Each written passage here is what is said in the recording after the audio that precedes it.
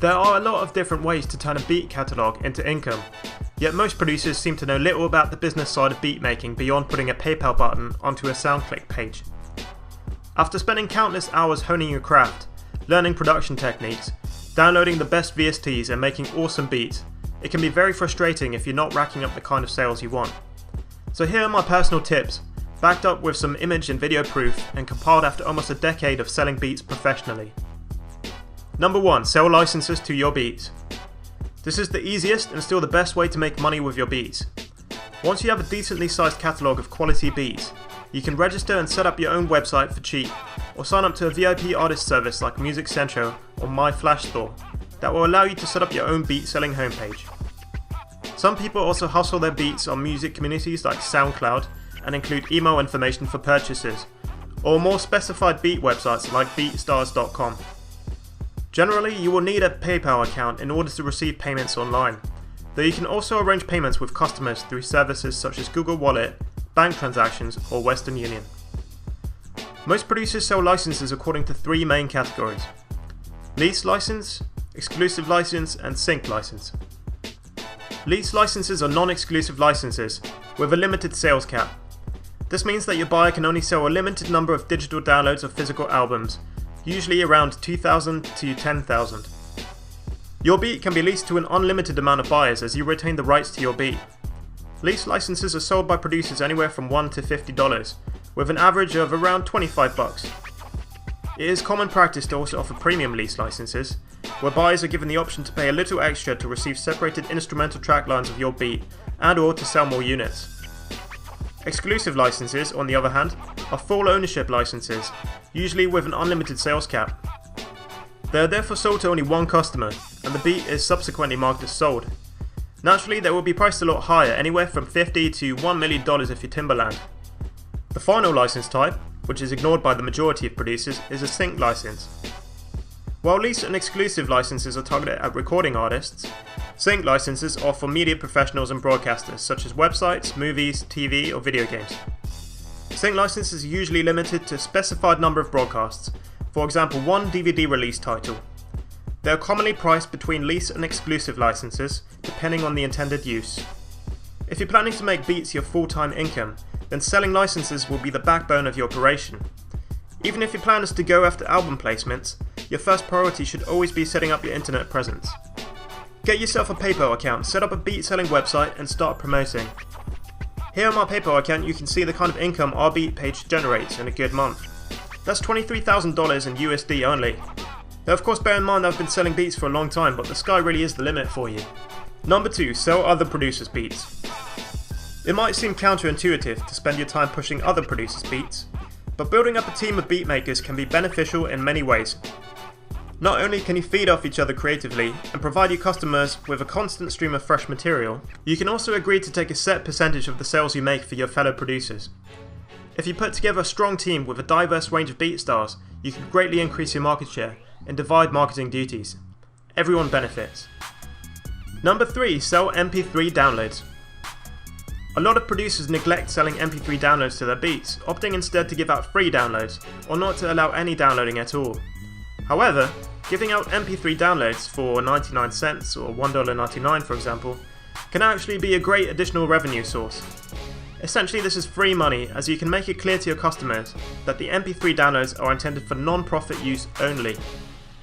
There is a big market of music fans and casual artists who might enjoy just listening to your beats or recording on them for demo or personal use, without wanting to invest the 20 odd bucks for a commercial lease license. If you're worried about the safety of your beats, you can always tag them and tell customers that untagged versions are only sent out with lease or exclusive licenses. This is a fair deal for everyone, as your listeners will still get to enjoy and or trial your beats.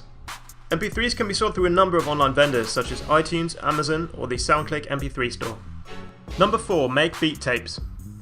Similar to selling MP3s, it is well worth your time releasing beat tapes or compilations of your instrumentals, perhaps even the odd exclusive release with unpublished beats. This can generate a lot of excitement amongst your fans and lead to your music being discovered by whole new fan groups on sites like CD Baby. Over the years I've released a number of compilation albums and published them all via CD Baby. The site is really useful.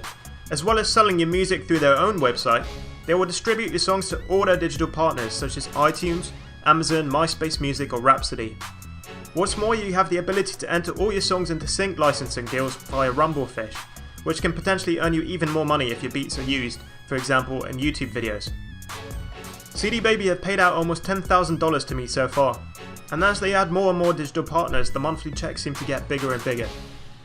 Number 5. Become a YouTube partner. Becoming a YouTube partner, and subsequently having sponsored advertisements displayed in your videos, is more of a long-term strategy, as it will take you a while to get to a point where you're making decent money. Unlike before though, anyone can monetize videos now, which basically means you will have Google Ads displayed before, during, or after your videos. You will need to have signed up to an AdSense account, and will earn a percentage of all ad revenue generated in this way. If you regularly update your YouTube channel with interesting content and get a lot of traffic, this can potentially be a really big earner. If you don't really have the time to make a lot of interesting videos, even just uploading a couple of beat videos a month, that is a video of a beat playing over some kind of static background image, could earn you a tidy sum. Personally, my channel has made over $11,000 in that way so far. Number 6. Get a TV placement. Getting a placement in a TV show, film, or video game can be an arduous process.